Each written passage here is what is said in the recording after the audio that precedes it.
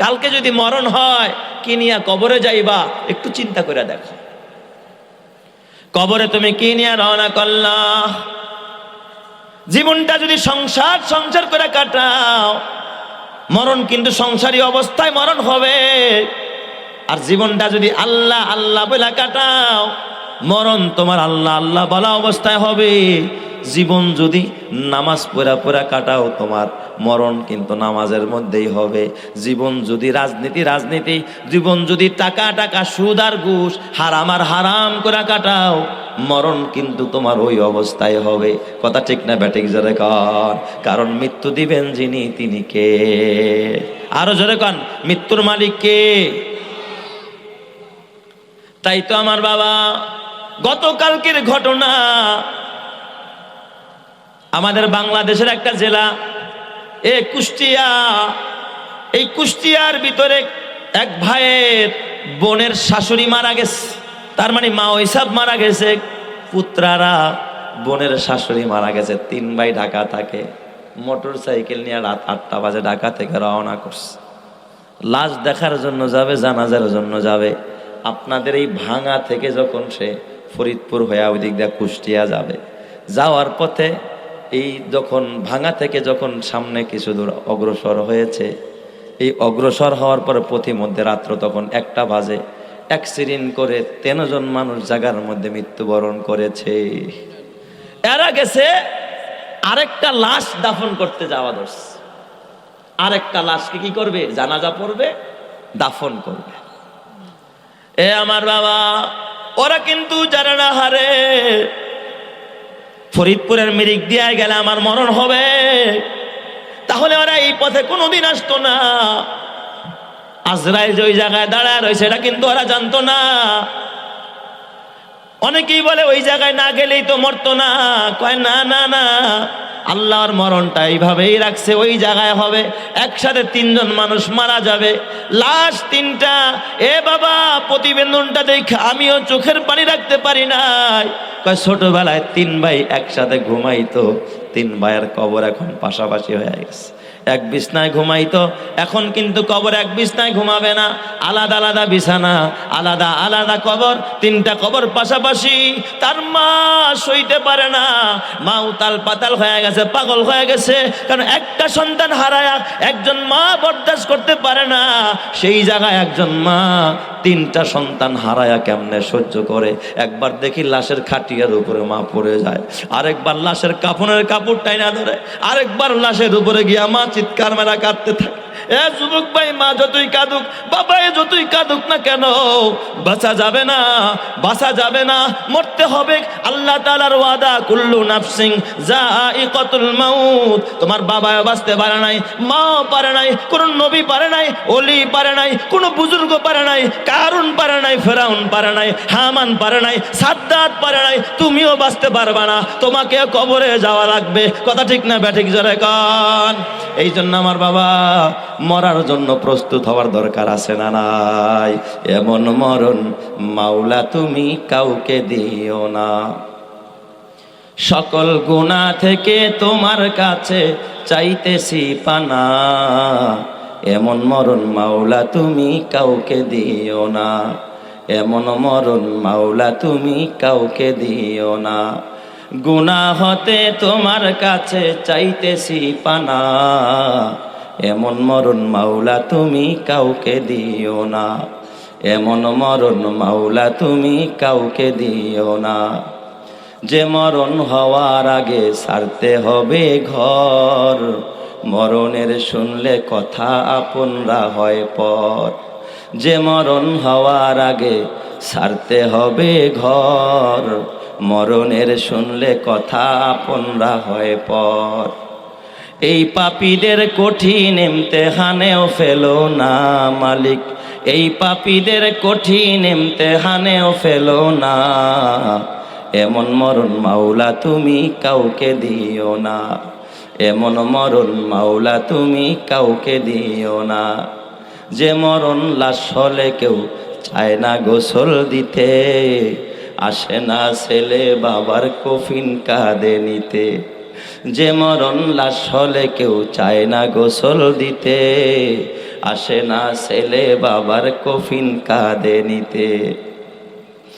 এই পাপীদের কঠিন ইমতিহানেও ফেলো না মালিক, এই পাপীদের কঠিন ইমতিহানেও ফেলো না, এমন মরণ মাওলা তুমি কাউকে দিও না, এমন মরণ মাওলা তুমি কাউকে দিও না।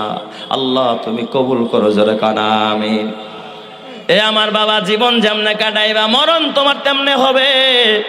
নবীজি বলেছেন, তামুতুনা কামা তাহিয়াউনা ওয়া তুহশারুনা কামা তামুতুন। জীবন যেমনে কাটাইবা মরণ তোমার অমনেই হবে। নাফরমানি করে জীবন কাটাইবা, মরণ তোমার নাফরমানির হারাতে হবে। দেখো না রে বাবা, বিয়ের অনুষ্ঠান, কনসার্ট চলতেছিল, কনসার্ট, গানের তালে তালে যুবকরা নাচতেছিল। ওই অনুষ্ঠানে চাটাই দিছে এক লোক, এই যে পার্টি, এই অনুষ্ঠানেও তো বলেন এই যে মাইক দিছে এক ভাই, চাটাই দিছে আরো এক ভাই দিছে না, ভাড়া করে আনছে। ওই বিয়ের অনুষ্ঠানে চাটাই দিছে একজনে। ওই চাটাইওয়ালা যখন দেখছে তাল উঠা গেছে, ওর ভিতরেও তো আছে এইগুলো, সারা জীবন খালি তালের তালে নাচছে, নামাজের ধারে কাছে যায় নাই, আল্লাহর হুকুম মানে নাই। বিয়ে বাড়িতে যখন এ বাবা উতাল পাতাল যখন গান গাওয়া হয়, ওই চাটাইওয়ালা চাটাই দেওয়া শেষ, ও আইসা মজমার মধ্যে একজন মধ্যবয়সী মানুষ নাচা আরম্ভ করে দিছে, গানের তালে তালে এই মানুষটাও নাচতেছে। আমার বড় আফসোস হয়, আল্লাহ ও যদি জানতো 2 মিনিটের মাথায় আর মরণ হবে, তাহলে আরে মানুষ পিটায় কোনোদিন নাচাইতে পারতো না। এর থেকে আর অপমানজনক মরণ কিচ্ছু হতে পারে না।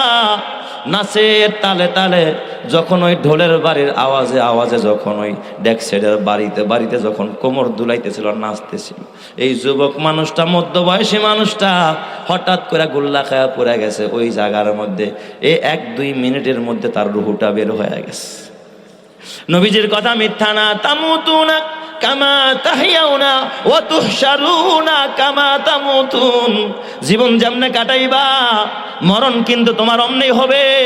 এ যুবক ভাই, তুই তো গুগল চালাস, তুই ইউটিউব চালাস, গুগলে সার্চ দিয়া দেখবি যে গানের অনুষ্ঠানে নাচা অবস্থায় একজন ব্যক্তির মৃত্যু হয়েছে, দেখবি, এটা পাবি, সেখানে শিক্ষা নিবি। আর কোনোদিন গানের অনুষ্ঠানে নাচবি না, আর গান শুনতেও যাবি না, উল্টা পাল্টা করবি না। আউল বাউল ফাউল যারা, তাদেরকে সঙ্গ দিবি না, এদেরকে সঙ্গ দিবি জীবন বরবাদ করে ফেলবি। কথা ঠিক না ঠিক? জোরে কন, আরো জোরে কন, ঠিক কিনা? আউল বাউল ফাউলদেরকে সময় দেওয়া যাবে না। সময় দিবি তো আল্লাহ ওয়ালাদেরকে দে, সময় দিবি তো মসজিদে সময় দে, সময় দিবি তো আলেম ওলামারে দে। কোনো দরবারে সময় দিবি না, কোনো ভণ্ডের দরবারে যাবি না, মাজারে যাবি না, আউল বাউল ফাউলের কাছে যাবি না। যেই ফাউলরা কোরআন অবমাননা করে, আল্লাহ অবমাননা করে, যারা নাস্তিক আর মুরতাদ, এদেরকে যারা সাপোর্ট করে, ওদের মরণটাও আউল বাউল আর ফাউলদের সাথে হবে। কথা ঠিক না ঠিক? জোরে কন। তাইলে বলেন তো বাবা, আমাদের মরতে হবে, এটা সত্য না মিথ্যা? মরতে হবে। এই জন্য জীবন যেমনে কাটাইবা মরণ কিন্তু অমনেই হবে। নোয়াখালীর ঘটনা চোখে আঙ্গুল দিয়ে আল্লাহ তোমারে দেখায় দেয়া গেল। নোয়াখালী এক মাদ্রাসার হেফজখানা, রাত্র 3টায় ছাত্ররা উঠছে, উইঠাই প্রথমে ওযু বানায় হেফজখানার বাচ্চারা, এরপরে তাহাজ্জুদের নামাজ পড়ে। আপনাদের এই কান্দি মাদ্রাসায় হাফেজ সাহেবদেরকে জিজ্ঞাসা করে দেখেন, এদের রুটিনটা চেক করে দেখেন, ছাত্ররা রাত্র কয়টায় উঠে। যেই সময় সব কিছু বন্ধ হয়ে যায়, চোরের দরবারও বন্ধ হয়ে যায়, পতিতালয়ের দরজা বন্ধ হয়ে যায়, সিনেমার দরজাগুলো বন্ধ হয়ে যায়, এই সময় পশু পাখিরা ঘুমায়, আপনার এলাকার সব নারী পুরুষরা ঘুমায়, কিন্তু কোরআনের ছাত্ররা রাত্র 3:30 4টা বাজে ওইটা, ওরা কিন্তু ঘুমায় না। ওরা ওইটা ঠান্ডা পানি দিয়ে ওযু বানায়, ছোট ছোট বাচ্চারা আগে তাহাজ্জুদের নামাজ পড়ে, তারপরে কোরআন পড়া আরম্ভ করে দেয়।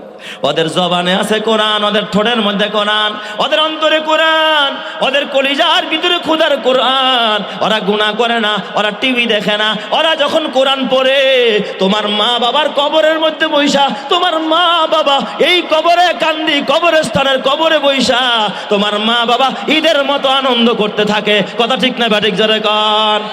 আর এই কান্দি এই এলাকায় যখন কোথাও কোনো গান বাজনা হয়, ওরসের নামে ভণ্ডামি হয়, এই কবরবাসীর কবরে আযাব যাইতে থাকে। কথা ঠিক না ঠিক? জোরে কর।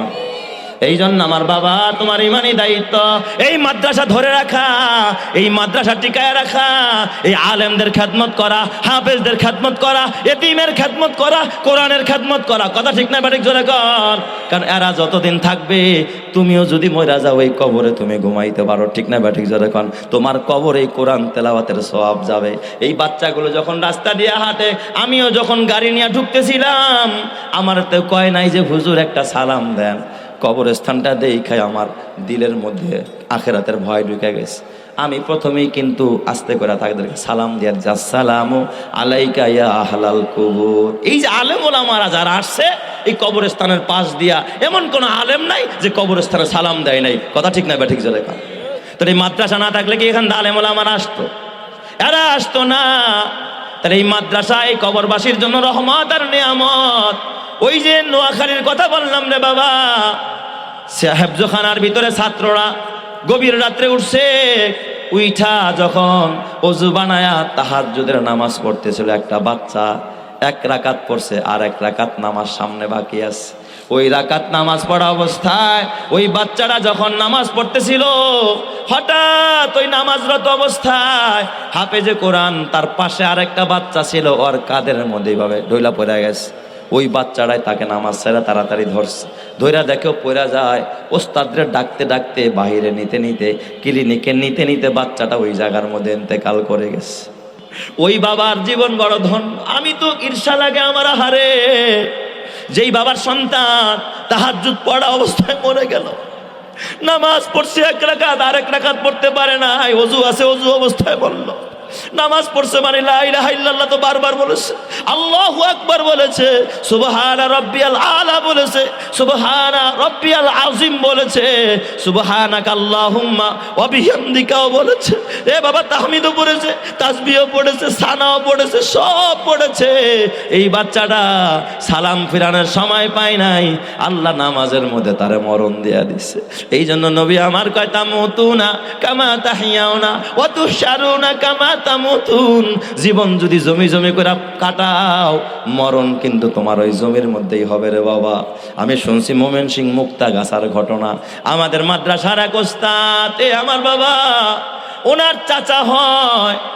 এই মানুষটা বুড়া মানুষ, অসহায় মানুষ, গরিব মানুষ, বিলের মধ্যে ঘাস কাটতে গেছে। ঘাস কাটবে, গরু বাছুর পালে, এটাই হলো তার মূল পেশা।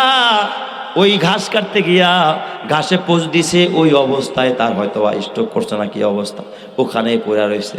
পইরা ওই জায়গার মধ্যে সকাল থেকে লাশ পড়ে আছে।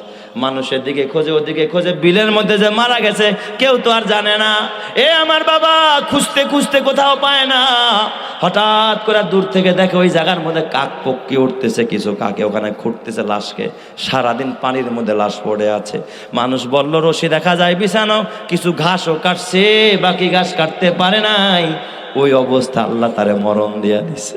কারো মরণ হয় মসজিদে, কারো মরণ হয় ঘাস খেতে, কারো মরণ হয় গাড়ির চাকার নিচে। এই যে মোটর সাইকেলের নিচে মরণ হলো, ভূমিকম্পেও কারো মরণ হয়, কারো মরণ হয় ডাকাতের কারণে, কারো মরণ হয় পিস্তলের গুলি খায়া রাজনীতি কইরা, কারো মরণ হয়। কিন্তু সব মরণ কিন্তু দামি না। যেই মরণ হবে আল্লাহর জন্য, যেই মরণ হবে সেজদারত অবস্থায়, যেই মরণ হবে মসজিদে, যেই মরণ হবে কোরআন পড়া অবস্থায়, ওই মরণ তোমারে খোদার জান্নাতে নিয়ে যাবে। কথা ঠিক না ব্যাটিক জোরে কর। এই জন্য আমার বাবা হাতে পায়ে ধরে বলা যায়, বেজার হয় না রে বাবা। আবু যুরআ রহমাতুল্লাহ আলাইহি নামের একজন জগৎ বিখ্যাত মুফাসসির, জগৎ বিখ্যাত একজন মুহাদ্দিস আবু যুরআ রহমাতুল্লাহ আলাইহি, ওনার কথাটা বলে আমি বিদায় নিতেছি ইনশাআল্লাহ। খবরদার খুব মনোযোগ দিয়ে শুনুন। আবু যুরআ নামে একজন বড় মুহাদ্দিস, হাদিসের কিতাবের যিনি একজন বড় রাবি এবং হাদিস যিনি দরজ দিয়েছেন, হাদিস পড়াইছেন, হাদিস পড়েছেন, হাদিস নিয়েই যার জীবনে গবেষণা, আবু যুরআ একজন যুগশ্রেষ্ঠ মুহাদ্দিস ছিলেন, বড় একজন মুহাদ্দিস আবু যুরআ রহমাতুল্লাহ আলাইহি। ওনার অন্তিম মুহূর্ত, মুমূর্ষু রোগী, মরে যাবে, প্রাণটা উষ্ঠাগত, কখন জানি রুহটা বের হয়ে যায়। আবু যুরআ রহমাতুল্লাহ আলাইহি অন্তিম মুহূর্তে কথা বলে না, জপ টপ সব বন্ধ হয়ে গেছে। একটা মানুষের দেখবেন যখন অন্তিম মুহূর্ত হয়, তখন নবীর সুন্নাত হলো লাক্কিনু মাউতাকুম। এই সমস্ত মুমূর্ষু রোগীকে নবীজি বলে তোমরা তালকিন দাও, কালিমার তালকিন দাও। কালিমার তালকিন মানে কি? তাকে আদেশ করা যাবে না যে আপনি কালিমা পড়েন। নবীজি বলছে তাকে তালকিন দাও মানে তোমরা পাশে বসে একজনে কালিমা পড়তে থাকো, এই আওয়াজ যদি তার কানে যায়, সে যদি স্বেচ্ছায় কালিমাটা পড়ে ফেলে, বাস কপাল খুলে গেল, কালিমা নিয়ে খোদার জান্নাতে চলে গেল। সুবহানাল্লাহ যখন সবাই। কারণ নবীজি হাদিসে বলে, মান কানা আখিরু কালামিহি লা ইলাহা ইল্লাল্লাহ দাখালাল জান্নাহ। যার শেষ কালিমা হবে লা ইলাহা ইল্লাল্লাহ, ওই লোকটা কোথায় যাবে? জান্নাতে যাবে।